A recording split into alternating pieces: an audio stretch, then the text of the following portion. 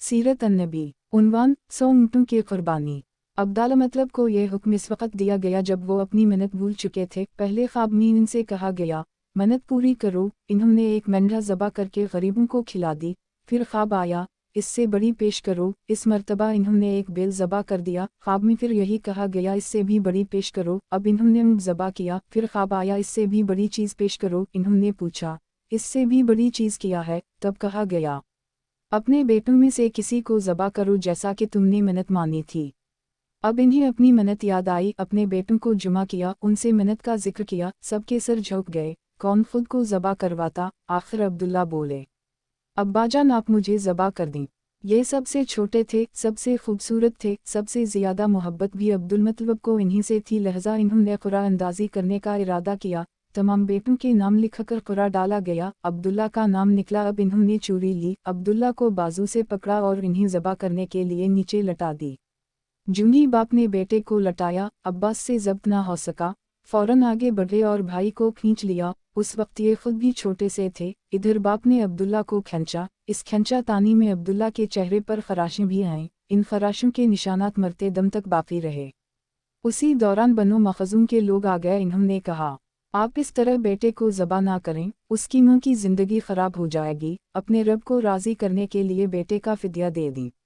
अब सवाल ये था कि फ़िद्या क्या दिया जाए। इसकी तरकीब ये बताई गई कि कागज़ के एक कागज़ पर 10 ऊँट लिखे जाएं, दूसरे पर अब्दुल्ला का नाम लिखा जाए। अगर 10 ऊँट वाली पर्ची निकले तो 10 ऊँट कुर्बान कर दिया जाए। अगर अब्दुल्ला वाली पर्ची निकले तो 10 ऊँट का इजाफा कर दिया जाए। फिर 20 ऊँट वाली पर्ची और अब्दुल्ला वाली पर्ची डाली जाए। अब अगर 20 ऊँट वाली पर्ची निकले तो 20 ऊँट कुर्बान कर दिया जाए, वरना 10 ऊँट और बढ़ा दिए जाएं। इस तरह 10-10 करके ऊँट बढ़ाते जाएं। अब्दाल मतलब ने ऐसा ही किया है। 10-10 ऊँट बढ़ाते चले गए। हर बार अब्दुल्ला का नाम निकलता चला गया, यहाँ तक ऊँटों की तादाद 100 तक पहुँच गई। तब कहीं जाकर ऊँटों वाली पर्ची निकली। इस तरह उनकी जान के बदले 100 ऊँट कुर्बान किए गए। अब्दाल मतलब को अब पूरा इत्मीनान हो गया कि अल्लाह ताली ने अब्दुल्ला के बदला 100 ऊँटों की कुर्बानी मंजूर कर ली है। इन्होंने कबा के पास 100 ऊँट कुर्बान किए और किसी को खाने से न रोका। सब इंसानों, जानवरों और परिंदों ने उनको खाया। इमाम ज़हरी कहते हैं कि अब्दुलमतलब पहले आदमी है जिन्होंने आदमी की जान की कीमत 100 ऊँट देने का तरीक़ा शुरू किया। इससे पहले 10 ऊँट दिए जाते थे। इसके बाद ये तरीक़ा सारे अरब में जारी हो गया। गोया कानून बन गया कि आदमी का फ़िद्या 100 ऊँट है। नबी करीम के सामने जब ये ज़िक्र आया तो आपने इस फ़िद्या की तस्दीक फरमाई, यानी फरमाया कि ये दुरुस्त है। और उसी बुनियाद पर नबी करीम फरमाते हैं, मैं दो ज़बीहों यानी हज़रत इस्माईल अलैहिस्सलाम और हज़रत अब्दुल्ला की औलाद हूँ।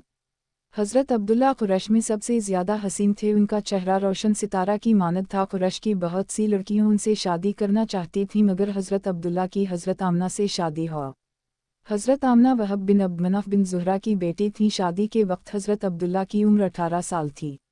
ये शादी के लिए अपने वालिद के साथ जा रहे थे। रास्ता में एक औरत काबा के पास बैठी नजर आ। ये औरत वर्का बिन नौफल की बहन थी।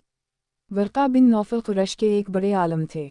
वर्का बिन नौफल से उनकी बहन ने सुन रखा था कि वक्त के आखिरी नबी का ज़ुहूर होने वाला है और इनकी निशानी में से एक निशानी ये होगी कि उनके वालिद के चेहरे में नबूवत का नूर चमकता होगा। जूँ ही उसने अब्दुल्ला को देखा, फ़ौरा इसके जहन में ये बात आ। उसने सोचा ना हो ये वो शख्स है जो पैदा होने वाले नबी के बाप होंगे।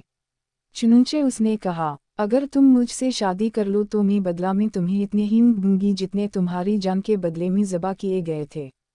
इस पर इन्होंने जवाब दिया, मैं अपने बाप के साथ हूँ, उनकी मर्ज़ी के ख़िलाफ़ कुछ नहीं कर सकता, ना उनसे अलग हो सकता हूँ और मेरे वालिद बाइज़्ज़त आदमी हैं, अपनी कौम के सरदार हैं। बहरहाल अनक शादी हज़रत आमना से हो गई। अब कुरैश की औरतों में नसब और मकाम के एतबार से अफजल थीं। हज़रत आमना हज़रत अब्दुल्ला के घर आ गईं। आप फरमाती हैं, जब मैं बनने वाली हुई तो मेरे पास एक शख्स आया, यानी एक फरिश्ता इंसानी शक्ल में आया। इस वक्त में जागने और सोने के दरमियानी हालत में थी। आमतौर पर इस हालत को हुनूगी कहा जाता है। उसने मुझसे कहा तुम्हें मालूम है तुम इस उम्मत की सरदार और नबी की मां बनने वाली हो। इसके बाद वो फिर उस वक्त आया जब नबी सल्लल्लाहु अलैहि वसल्लम पैदा होने वाले थे। इस मर्तबा उसने कहा, जब तुम्हारे हम पैदाइश हो तो कहना, मैं इस बच्चे के लिए अल्लाह की पनाह चाहती हूँ हर हसद करने वाले के शर और बुराई से। फिर तुम इस बच्चे का नाम मोहम्मद रखना, क्योंकि उनका नाम तौरात में अहमद है और ज़मीन और आसमान वाले उनकी तारीफ़ करते हैं, जबकि कुरान में उनका नाम मोहम्मद है और कुरान उनकी किताब है। अलबदाया वाल नहाया। एक रिवायत के मुताबिक फरिश्ते ने उनसे ये कहा, तुम वक्त के सरदार की मां बनने वाली हो। इस बच्चे की निशानी ये होगी कि इसके साथ एक नूर ज़ाहिर होगा जिससे मुल्क शाम और बसरी के महल्लात भर जाएंगे। जब वो बच्चा पैदा हो जाएगा तो उसका नाम मोहम्मद रखना, क्योंकि तौरात में उनका नाम अहमद है कि आसमान और ज़मीन वाले उनकी तारीफ़ करते हैं, और इंजील में उनका नाम अहमद है कि आसमान और ज़मीन वाले उनकी तारीफ़ करते हैं, और कुरान में उनका नाम मोहम्मद है। अलबदाया वालनहाया। हज़रत अब्दुल्लाह के चेहरे में जो नौर चमकता था, शादी के बाद वो हज़रत आमना के चेहरे में आ गया था। इमाम ज़हरी फरमाते हैं, हाकिम ने ये रिवायत बयान की है, वरास को सही करार दी है कि सहाबा रज़ी अल्लाह अन्हुम ने हुज़ूर नबी करीम सल्लल्लाहु अलैहि वसल्लम से अर्ज़ किया, ए अल्लाह के रसूल, हमें अपने बारे में कुछ बताइए। आप सल्लल्लाहु अलैहि वसल्लम ने इरशाद फरमाया, मैं अपने बाप इब्राहीम अलैहिस्सलाम की दुआ हूँ, अपने भाई ईसा अलैहिस्सलाम की बशारत हूँ और खुशखबरी हूँ। जब मैं अपनी वालिदा के शकम में आया तो इन्होंने देखा, गोया उनसे एक नूर ज़ाहिर हवा है जिससे मुल्क शाम में बसरी के महलात रोशन हो गए। हज़रत आमना ने हज़रत हलीमा सादिया से फरमाया था, मेरे इस बच्चे की शान निराली है, ये मेरे पेट में थे तो मुझे कोई बोझ और थकन महसूस नहीं हुई। हज़रत ईसा अलैहिस्सलाम वो आखिरी पैगंबर हैं जिन्होंने आप सल्लल्लाहु अलैहि वसल्लम की आमद की खुशखबरी सुनाई है। इस बशारत का जिक्र कुरान में भी है। सूरा सफ़ में अल्लाह ताली फरमाते हैं, और उसी तरह वो वक्त भी काबिल ज़िक्र है जबकि ईसा इब्न मरियम अलैहिस्सलाम ने फरमाया कि ए बनी इसराइल, मैं तुम्हारे पास अल्लाह का भेजा हुआ आया हूँ कि मुझसे पहले जो तौरात आ चुकी है मैं उसकी तस्दीक करने वाला हूँ, और मेरे बाद जो एक रसूल आने वाला है उनका नाम मुबारक अहमद होगा, मैं उनकी बशारत देने वाला हूँ। अब चूँकि हज़रत ईसा अलैहिस्सलाम ये बशारत सुना चुके थे, इसलिए हर दूर के लोग आप सल्लल्लाहु अलैहि वसल्लम की आमद का बेचैनी से इंतज़ार कर रहे थे। अधर आपकी पैदाइश से पहले ही हज़रत अब्दुल्लाह इंतकाल कर गए।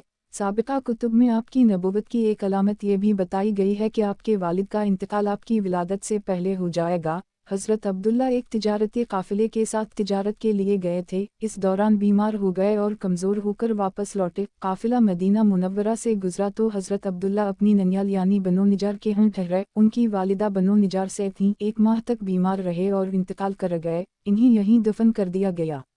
तिजारती काफ़िला जब हज़रत अब्दुल्ला के बग़ैर मक्का मुकर्रमा पहुंचा और अब्दाल मतलब को पता चला कि इनके बेटे अब्दुल्ला बीमार हो गए हैं और मदीना मुनव्वरा में अपनी ननियाल में ही, तो इन्हें लाने के लिए अब्दाल मतलब ने अपने बेटे ज़ुबैर को भेजा। जब ये वहाँ पहुँचे तो अब्दुल्ला का इंतकाल हो चुका था। मतलब ये कि आप सल्लल्लाहु अलैहि वसल्लम इस दुनिया में अपने वालिद की वफ़ात के चंद माह बाद तशरीफ़ लाए।